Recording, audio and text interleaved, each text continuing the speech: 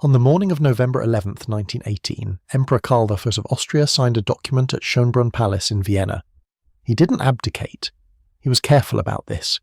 He relinquished participation in affairs of state, which was a different thing from abdication, and the distinction mattered to him for reasons that would become clear over the following 4 years. He signed the document. He gathered his wife Empress Zita and their children. He loaded 7 automobiles and drove through the night to a hunting lodge called Exile, east of Vienna near the Hungarian border. He left behind an empire that had existed in one form or another for 640 years. The Habsburgs had ruled Austria since 1273. They had ruled Spain. They had ruled the Holy Roman Empire. At the peak of their power in the 16th century under Charles V, the family controlled territory stretching from Spain and its American colonies to the Netherlands to much of Central Europe. The sun, it was said, never set on the Habsburg Empire. By 1918, what remained was Austria-Hungary, the dual monarchy that Franz Joseph had managed for 68 years with the specific exhausted competence of a man who had outlived his era. Franz Joseph died in 1916. Karl inherited the war, the supply crises, the fracturing loyalties of a dozen nationalities who no longer believed the Habsburgs could hold them together, and a military situation that was deteriorating beyond any possibility of reversal. Franz Joseph ruled Austria-Hungary from 1848 to 1916, 68 years, longer than any other European monarch of the modern era. He outlived his wife, assassinated in 1898 by an Italian anarchist in Geneva. He outlived his son Rudolf, who died in 1889 in what was officially described as a murder-suicide with his teenage mistress at Meierling, a hunting lodge outside Vienna, in circumstances that the Habsburg court immediately classified and has never fully disclosed. He outlived his nephew and heir Franz Ferdinand, assassinated in Sarajevo in June 1914, the assassination that triggered the war that ended the empire. He was 86 years old when he died in November 1916, still signing documents, still receiving ministers, still performing the bureaucratic functions of rule with the mechanical persistence of a man who had no other identity available. The empire he had managed for 68 years was not a nation-state. It was a different kind of political entity, one that the nation-state model of European organisation in the 20th century had no real category for. 50 million people, 11 major languages, a dozen significant nationalities, governed by a dynasty whose legitimacy rested on centuries of precedent, rather than on ethnic or linguistic identity. The genius of the Habsburg system, such as it was, had been pragmatic multiculturalism by necessity. You could not govern Germans and Czechs and Hungarians and Croats and Slovens and Poles and Romanians and Italians by insisting they all become the same thing. You governed them by maintaining a framework in which they could all continue to be different things, while sharing a common currency, a common postal system, a common legal framework and a common dynasty. Franz Joseph had maintained this framework through the specific mechanism of being everywhere and being consistent. He received petitions from subjects of every nationality. He corresponded in their languages. He patronized their institutions. He was the one fixed point in an entity that was otherwise in constant motion. When he died, the fixed point was gone. Karl had 2 years to prove he could be a replacement. He could not. Nobody could have been, by 1916, but Karl particularly could not. He was 30 years old when he became emperor. He ruled for 2 years. Then he drove through the night to a hunting lodge. This is the story of what happened to the Habsburg family after November 11, 1918. It is the story of exile and humiliation, and 2 failed attempts to take back what they had lost. It is the story of how the family that had ruled Europe for 6 centuries adapted, generation by generation, until one of them was serving in the European Parliament and another was Hungary's ambassador to France. And it is the story of what the Habsburg name still means in the corridors of European power, a century after the empire ended, in ways that most Europeans have never been told to notice. The night Karl left Schönbrunn was not the end of the Habsburg assets. It was the beginning of a legal battle about what the family would be allowed to keep. The distinction that mattered was between what the Habsburgs held as rulers and what they held as private individuals. Crown property, the palaces, the art collections accumulated over centuries in the name of the dynasty, Schönbrunn itself, the imperial crypt where the emperors were buried, the Albertina, the court library that would become the National Library, all of this passed to the new Austrian Republic essentially automatically, because it had never truly been theirs to own. It had been theirs to occupy as the ruling house.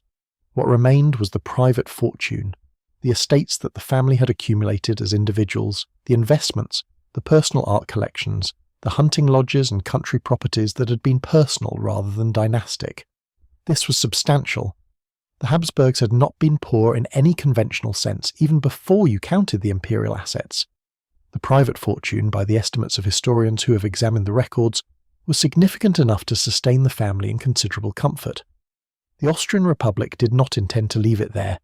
In 1919, the new Austrian government passed the Habsburg Law. The law banned all members of the Habsburg family from Austrian territory, unless they renounced their claims to the throne and swore loyalty to the Republic. It also transferred to the state assets that the law defined as dynastic rather than personal, a category whose boundaries were contested and which the family challenged in court. The legal challenges failed. The assets were transferred. The family was banned. Karl had driven to Exile with the intention, never fully abandoned, of returning. He made 2 attempts to restore his rule in Hungary in 1921, neither of them successful. The Entente powers that had won the war made clear that a Habsburg restoration was not something they would permit. After the second failed attempt, the Allied powers compelled the Hungarian government to remove Karl from the country. He was taken to Madeira. He died there in April 1922 of pneumonia at the age of 34. His wife Zita was with him. Their son Otto was 9 years old. The exile years between 1922 and 1961, the period between Karl's death and Otto's renunciation of his throne claims, were a demonstration of how a dynasty maintains itself without a throne. Zita, the empress widow, was 40 years old when Karl died on Madeira. She had 8 children, the eldest of whom, Otto, was 9. She had no country, no court, no official residence. What she had was a name and a network and a determination that her son would be properly prepared for whatever came next. She moved the family through Europe, settling eventually in Belgium, which had a strong Catholic monarchist culture, and where the exiled European royalty of the interwar period found something resembling a community. The children were educated, Otto intensively so, in the specific skills of dynastic preparation, languages, history, law, the protocols of European aristocratic society, and the particular kind of patient relationship building that distinguishes durable political influence from merely temporary power. Otto was not merely being educated for restoration. He was being educated for something more durable. Zita understood, without necessarily articulating it in these terms, that the specific form of Habsburg rule that had ended in 1918 was not coming back. What she was preparing her son for was the continuation of the family's role in European affairs through whatever mechanisms remained available. The interwar years were not kind to this project. The rise of fascism in Austria itself, under Dollfuss and then Schuschnigg, and then the Anschluss under Hitler, produced a period in which the Habsburg presence in Central European politics was suppressed by governments that were themselves eventually swept away. Otto spent the war years in America, at some distance from the decisions being made about Europe's future. He had access to Roosevelt, but not the access he needed. The post-war settlement was determined by the major Allied powers, and the question of what to do with Central Europe was answered primarily by the Soviet Union's physical presence in the region, rather than by the arguments of an exiled archduke in Washington. He returned to Europe after the war and began the patient work of rebuilding the network. The Cold War, which positioned Western European integration as the alternative to Soviet domination, gave the pan-European argument a new urgency. Otto had been making that argument since the 1920s. He continued making it, now with considerably more receptive audiences. Otto von Habsburg was born in 1912 and became, at the age of 9, the head of a dynasty without a country. His mother, Zita, was determined that he would not become a footnote. She was a Bourbon-Parma princess, descended from her own dynasty of considerable historical weight, and she approached the raising of her son with the specific intensity of a woman who believed that what had been lost could be reclaimed if the heir was properly prepared. Otto was educated across Europe, moving through the network of royalist and Catholic institutions that the exiled European nobility maintained between the wars. He learned languages, mastered diplomacy as a discipline, and developed the political skills that would later make him one of the more effective operators in European institutional politics.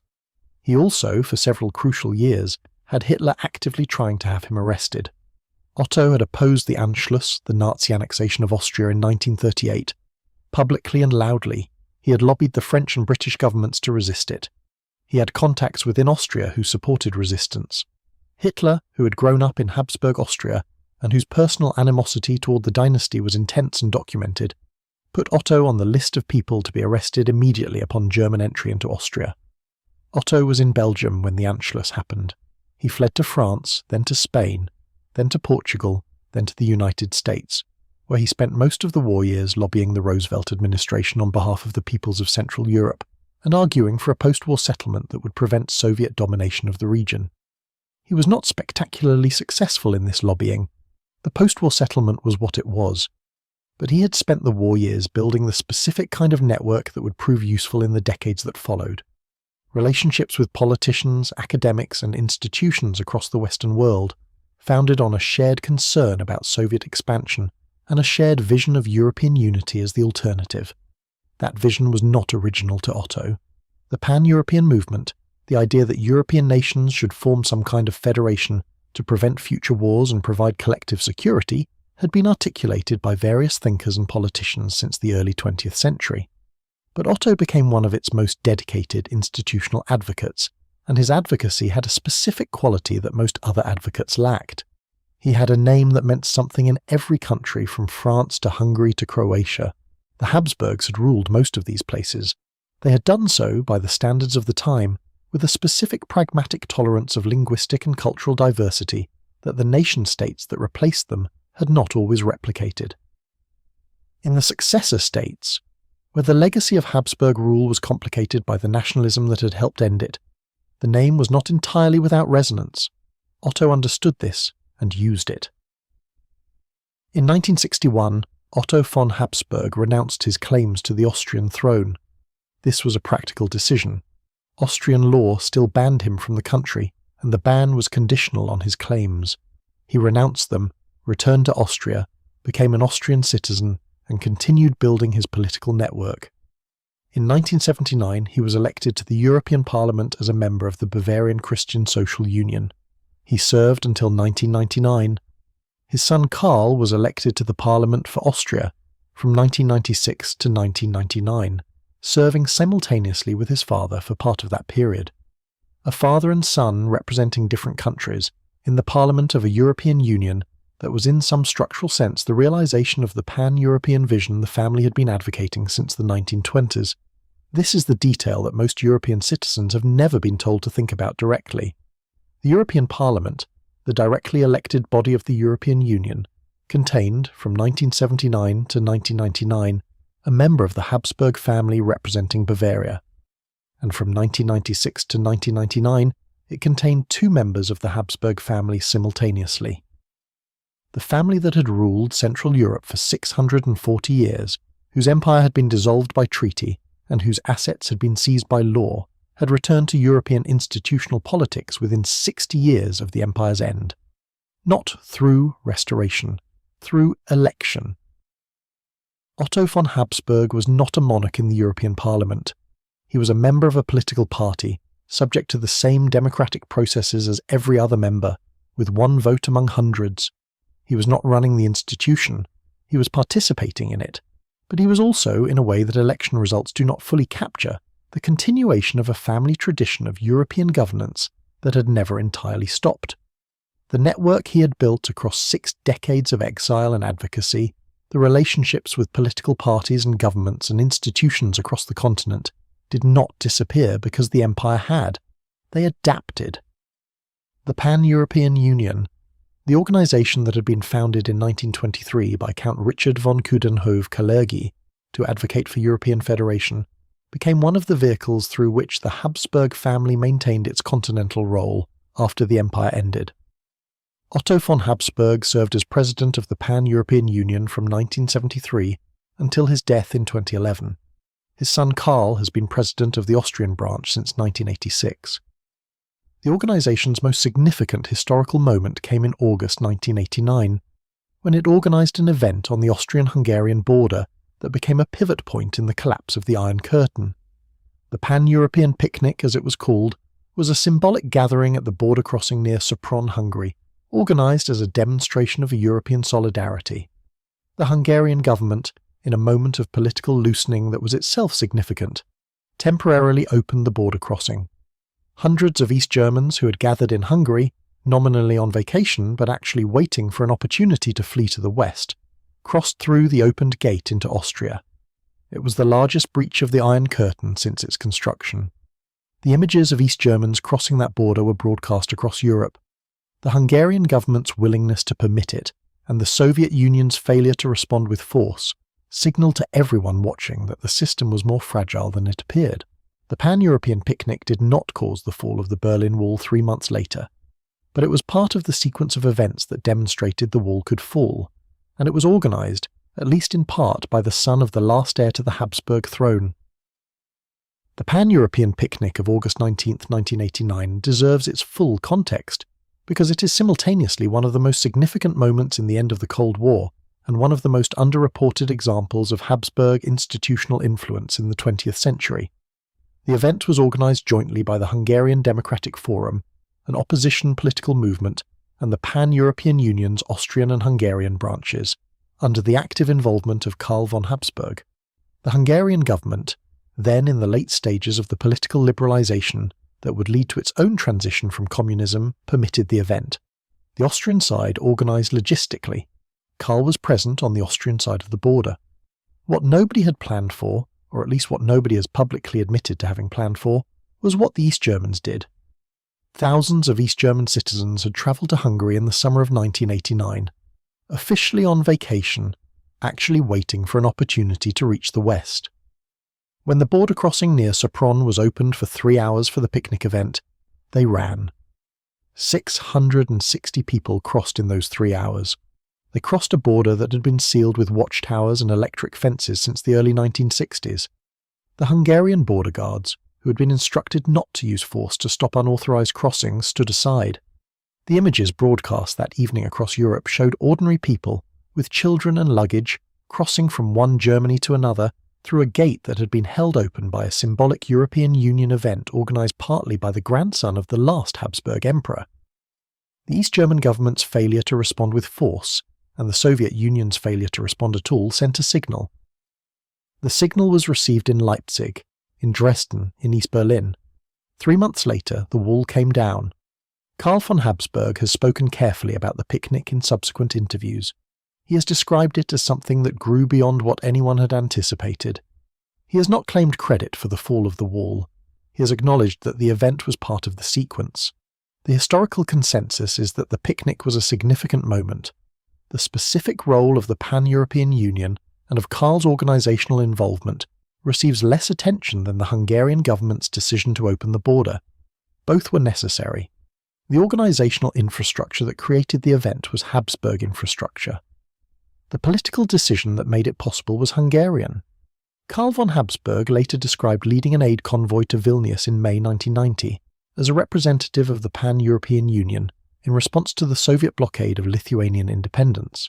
He drove trucks of food and medicine through the blockade zone, the grandson of the last Emperor of Austria, driving aid convoys through Soviet blockades. The empire had ended in 1918, the family had not.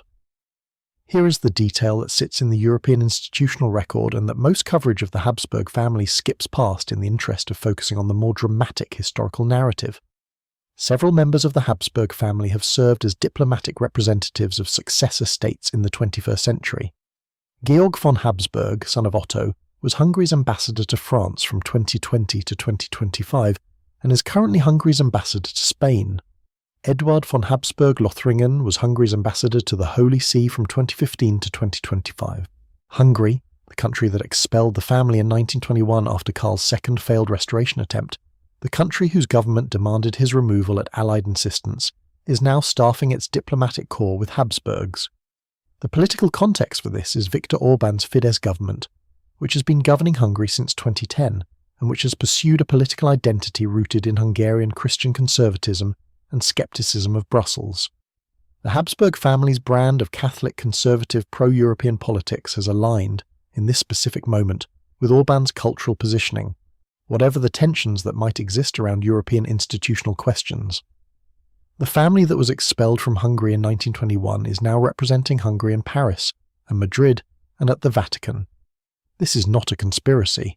It is the long tale of a dynasty that understood, better than most, that institutional relationships outlast political arrangements. Karl von Habsburg, the current head of the family, is 64 years old. He lives in Austria. He gives lectures at the University of Vienna and the Teresian Military Academy. He runs several media operations across European countries. He advocates for the protection of cultural heritage through Blue Shield International, an organization for which he served as president for over a decade. He is not a fringe figure. He is a participant in European civic and cultural life who happens to carry the name of the dynasty that ruled the continent for 6 centuries. His daughter, Eleanor von Habsburg, is a professional model who has appeared in various European fashion contexts. His son, Ferdinand Habsburg, is a professional racing driver who competes in endurance racing. The grandchildren of the dynasty are racing drivers and models. The dynasty's head gives university lectures and runs cultural protection organizations. One branch of the family serves as Hungarian diplomats. Another branch maintains the Order of the Golden Fleece, the oldest and most prestigious dynastic order in European history, which Karl controls as its sovereign, and which has members from across European noble families. The Order of the Golden Fleece was founded in 1430.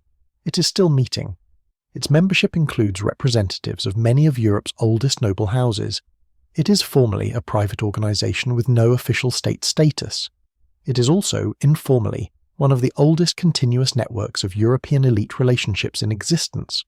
Whether this matters in practical terms to European politics and policy is a question that cannot be answered from the public record, because the Order's meetings and deliberations are private.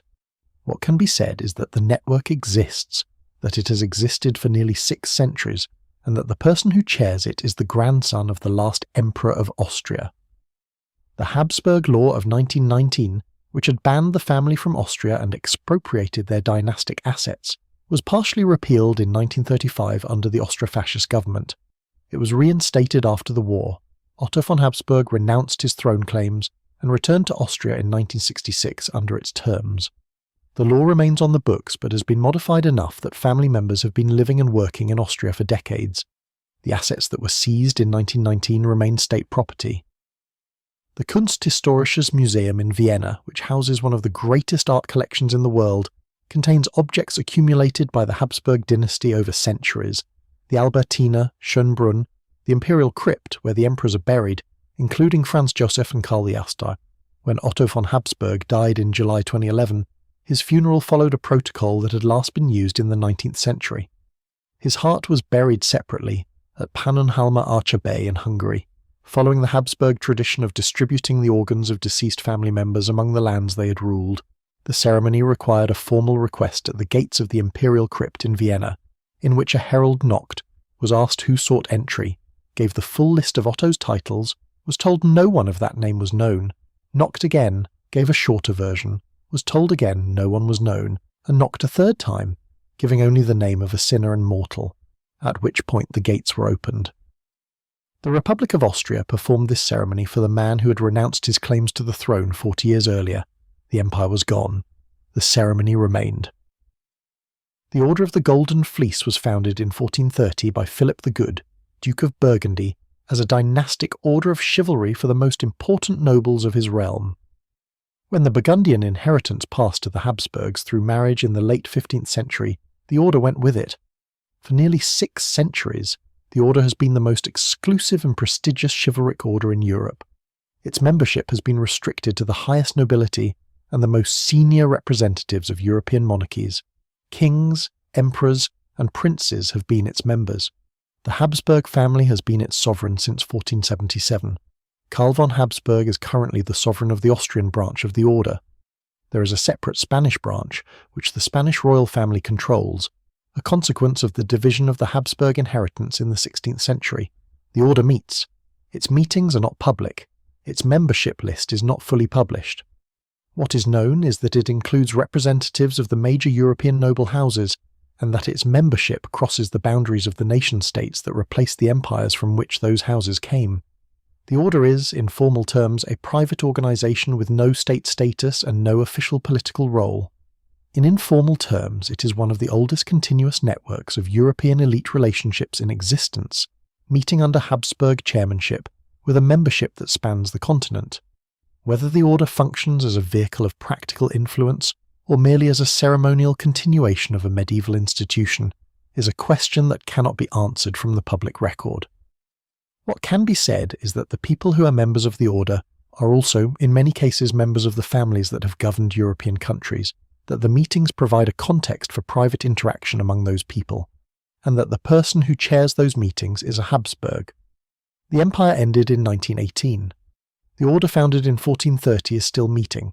600 years of institutional continuity, maintained by a family that lost its throne in 2 automobiles driving through the night to a hunting lodge, is not nothing. It is, depending on how you look at it, either the most impressive act of adaptation in European dynastic history, or a demonstration that certain kinds of institutional power are simply more durable than the political arrangements that appear to eliminate them. Both things can be true at once. The Austro-Hungarian Empire covered approximately 260,000 square miles and contained over 50 million people in 1914. It included what is now Austria, Hungary, the Czech Republic, Slovakia, Slovenia, Croatia, Bosnia and Herzegovina, and parts of Poland, Romania, Ukraine, and Italy.